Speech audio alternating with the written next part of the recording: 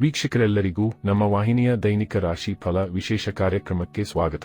ಇವತ್ತಿನ ಈ ವಿಡಿಯೋದಲ್ಲಿ ನಾವು ವರ್ಷ 2026ರ ಮಾರ್ಚ್ ತಿಂಗಳಿನ 17 ಮತ್ತು 18ನೇ ತಾರೀಕಿನ ದಿನಗಳ ಕುಂಭ ರಾಶಿಯ ದೈನಿಕ ಫಲಗಳನ್ನು ತಿಳಿದುಕೊಳ್ಳಲಿದ್ದು, ಇಲ್ಲಿ ಈ ದಿನಗಳು ಕುಂಭ ರಾಶಿಯ ಜಾತಕದವರ ಪಾಲಿಗೆ ಹೇಗೆ ಸಾಬೀತಾಗಲಿವೆ ಅನ್ನೋದೆಲ್ಲವನ್ನ ಇಲ್ಲಿ ವಿಸ್ತಾರ ರೂಪದಲ್ಲಿ ತಿಳಿದುಕೊಳ್ಳೋಣ.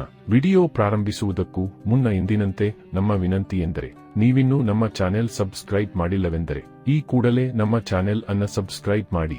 ಜೊತೆಗೆ ನಮ್ಮೆಲ್ಲ ವಿಡಿಯೋಗಳ ನಿರಂತರ ಅಪ್ಡೇಟ್ಸ್ಗಳಿಗಾಗಿ ತಪ್ಪದೇ ಪಕ್ಕದ ಬೆಲ್ ಐಕಾನ್ ಬಟನ್ ಕೂಡ ಕ್ಲಿಕ್ ಮಾಡಿ. ನಿಮ್ಮ ಜೀವನದಲ್ಲಿಯೂ ಏನಾದರೂ ಸಮಸ್ಯೆಗಳು ಬಾಧಿಸುತ್ತಲಿದ್ದರೆ ಈ ಕೂಡಲೇ ಸ್ಕ್ರೀನ್ ಮೇಲೆ ಕಾಣ್ತಿರುವ ನಮ್ಮ ಗುರೂಜಿ ನಂಬರಿಗೆ ಕರೆ ಮಾಡಿ ಶೀಘ್ರವೇ ಶಾಶ್ವತ ಪರಿಹಾರ ಕಂಡುಕೊಳ್ಳಿ. ವೀಕ್ಷಕರೇ, ಮಾರ್ಚ್ ತಿಂಗಳಿನ 17ನೇ ತಾರೀಕಿನ ದಿನವು ಮಂಗಳವಾರದ ದಿನವಾಗಿರಲಿದ್ದು, ಇಲ್ಲಿ ಫಾಲ್ಗುಣ ಮಾಸದ ಕೃಷ್ಣ ಪಕ್ಷದ ತ್ರಯೋದಶಿಯ ತಿಥಿ ಇರಲಿದೆ. ಹಾಗೆ ಈ ದಿನದಂದು ಶತಭಿಷ ನಕ್ಷತ್ರದ ಗೋಚರದ ಜೊತೆಗೆ ಸಿದ್ಧ ಹೆಸರಿನ ಯೋಗವಿರಲಿದೆ. ಚಂದ್ರದೇವನು ಈ ದಿನದಂದು ಕುಂಭ ರಾಶಿಯಲ್ಲಿ ಗೋಚರಿಸಲಿದ್ದು, ಇಲ್ಲಿ ಸೂರ್ಯದೇವನು ಮೀನ ರಾಶಿಯಲ್ಲಿ ವಿರಾಜಮಾನನಾಗಿರಲಿದ್ದಾನೆ. ಈ ದಿನದಂದು ಅಭಿಜಿತ ಮುಹೂರ್ತವು ಮಧ್ಯಾಹ್ನದ 12:06 ಹಿಡಿದು ಮಧ್ಯಾಹ್ನದ 12:54 ಇರಲಿದೆ. ಇನ್ನು ಮಾರ್ಚ್ ತಿಂಗಳಿನ 18ನೇ ತಾರೀಕಿನ ದಿನವು ಬುಧವಾರದ ದಿನವಾಗಿರಲಿದ್ದು, ಇಲ್ಲಿಯೂ ಕೂಡ ಫಾಲ್ಗುಣ ಮಾಸದ ಕೃಷ್ಣ ಪಕ್ಷದ ಚತುರ್ದಶಿಯ ತಿಥಿ ಇರಲಿದೆ. ಹಾಗೆ ಈ ದಿನದಂದು ಪೂರ್ವಭಾದ್ರಪದ ನಕ್ಷತ್ರದ ಗೋಚರದ ಜೊತೆಗೆ ಶುಭ ಹೆಸರಿನ ಯೋಗವಿರಲಿದೆ. ಚಂದ್ರದೇವನು ಈ ದಿನದ ಬೆಳಗಿನ ಒಂದಿಷ್ಟು ಸಮಯ ಕುಂಭ ರಾಶಿಯಲ್ಲಿ ಗೋಚರಿಸಲಿದ್ದು, ಆ ನಂತರ ಮೀನರಾಶಿಗೆ ಪರಿವರ್ತನೆ ಹೊಂದಲಿದ್ದಾನೆ. ಇನ್ನು ಸೂರ್ಯದೇವನು ಈ ದಿನದಂದು ಸಹ ಮೀನ ರಾಶಿಯಲ್ಲಿಯೇ ವಿರಾಜಮಾನನಾಗಿರಲಿದ್ದಾನೆ. ಈ ದಿನದಂದು ಯಾವುದೇ ಅಭಿಜಿತ ಮುಹೂರ್ತವಿರುವುದಿಲ್ಲ.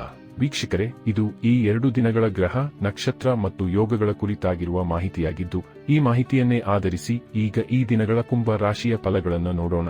ಮೊದಲಿಗೆ ಇಲ್ಲಿ ಮಾರ್ಚ್ ತಿಂಗಳಿನ 17ನೇ ತಾರೀಕಿನ ದಿನದ ಕುಂಭ ರಾಶಿಯ ದೈನಿಕ ಫಲಗಳನ್ನು ತಿಳಿದುಕೊಳ್ಳುವುದಾದರೆ, ಈ ದಿನದಂದು ಚಂದ್ರದೇವನ ಸ್ಥಿತಿ ಸಾಕಷ್ಟು ಸದೃಢವಾಗಿರಲಿದ್ದು, ಇಲ್ಲಿ ನಿಮ್ಮೆಲ್ಲ ಸಂಕಷ್ಟಗಳ ಅಂತ್ಯ ಉಂಟಾಗಲಿದೆ.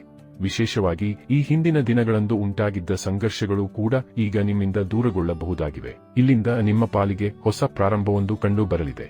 ಇಲ್ಲಿ ಚಂದ್ರದೇವನು ನಕಾರಾತ್ಮಕತೆಯಿಂದ ಹೊರಬರುವ ಮೂಲಕ ನಿಮ್ಮದೇ ರಾಶಿಯಲ್ಲಿ ಅಂದರೆ ಕುಂಭ ರಾಶಿಯಲ್ಲಿಯೇ ಗೋಚರಿಸಲಿದ್ದಾನೆ.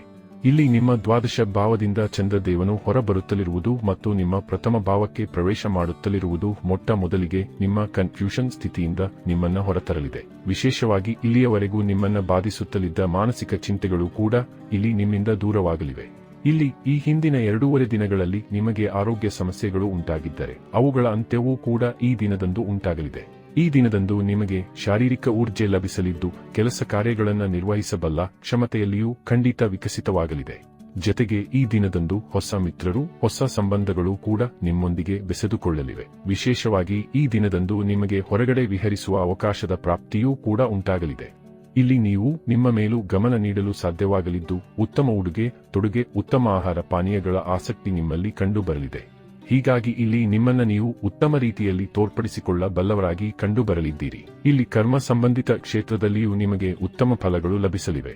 ಇಲ್ಲಿ ಕರ್ಮಹೀನರು ಕೂಡ ಈ ದಿನದಂದು ಕೆಲಸ ಕಾರ್ಯಗಳಲ್ಲಿ ವ್ಯಸ್ತರಾದಂತೆ ಕಂಡುಬರಲಿದ್ದಾರೆ. ಇನ್ನು ಇದರ ನಂತರದಲ್ಲಿ ಮಾರ್ಚ್ ತಿಂಗಳಿನ 18ನೇ ತಾರೀಕಿನ ದಿನದ ಕುಂಭ ರಾಶಿಯ ದೈನಿಕ ಫಲಗಳ ಕುರಿತಾಗಿ ತಿಳಿದುಕೊಳ್ಳುವುದಾದರೆ, ಈ ದಿನದಂದು ಚಂದ್ರದೇವನ ಸ್ಥಿತಿ ನಿಮ್ಮ ಅದೃಷ್ಟದಲ್ಲಿ ಹೊಸ ಹೊಳಪು ತಂದು ಕೊಡಲಿದೆ. ಈ ದಿನದಂದು ಚಂದ್ರದೇವನು ಬೆಳಗಿನ ಸಮಯದಲ್ಲಿ ನಿಮ್ಮ ರಾಶಿಯಿಂದ ಮೀನ ರಾಶಿಗೆ ಅಂದರೆ ನಿಮ್ಮ ಧನ ಭಾವಕ್ಕೆ ಪ್ರವೇಶ ಮಾಡಲಿರುವನು. ಹೀಗಾಗಿ ಈ ಸಮಯದಲ್ಲಿ ಹಣದ ವರ್ಷಧಾರೆಯ ಯೋಗದ ನಿರ್ಮಾಣವಾಗಲಿದೆ. ಇಲ್ಲಿ ಮಹಾಲಕ್ಷ್ಮಿ ಮಾತೆಯ ಕೃಪೆ ನಿಮ್ಮ ಮೇಲೆ ಇರಲಿದೆ. ಇಲ್ಲಿ ನಿಮ್ಮ ಸಿಕ್ಕಿ ಬಿದ್ದಿದ್ದ ಹಣವೂ ಕೂಡ ಮರಳಿ ನಿಮ್ಮ ಕೈ ಸೇರಲಿದೆ. ಇಲ್ಲಿ ವ್ಯಾಪಾರದಲ್ಲಿಯೂ ಭರಪೂರ ಲಾಭದ ಪ್ರಾಪ್ತಿ ಉಂಟಾಗಲಿದೆ.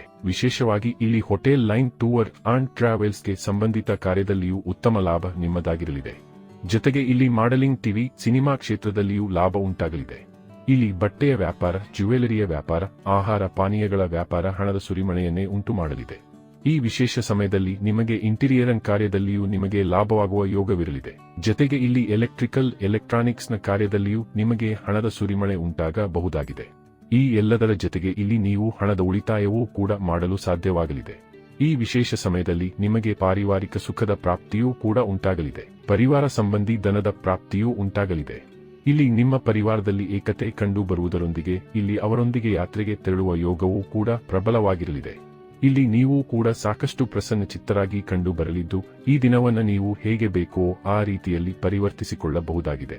ಅಂದರೆ ನಿಮ್ಮ ಅನುಕೂಲಕ್ಕೆ ತಕ್ಕಂತೆ ಸಮಯವನ್ನು ಸರಿಹೊಂದಿಸಿಕೊಳ್ಳಬಹುದಾಗಿದೆ. ಒಟ್ಟಾರೆಯಾಗಿ ಇಲ್ಲಿ ಈ 2 ದಿನಗಳು ನಿಮ್ಮ ಪಾಲಿಗೆ ಲಾಭದಾಯಕವಾಗಿ ಸಾಬೀತಾಗಲಿದ್ದು ತಪ್ಪದೇ ಈ ಸಮಯದ ಸದುಪಯೋಗ ಪಡೆದುಕೊಂಡು ಮುನ್ನಡೆಯಬೇಕು. ವೀಕ್ಷಕರೇ, ಇದು ಈ 2 ದಿನಗಳ ಕುಂಭ ರಾಶಿಯ ದೈನಿಕ ಫಲಗಳ ಸಂಪೂರ್ಣ ಮಾಹಿತಿ.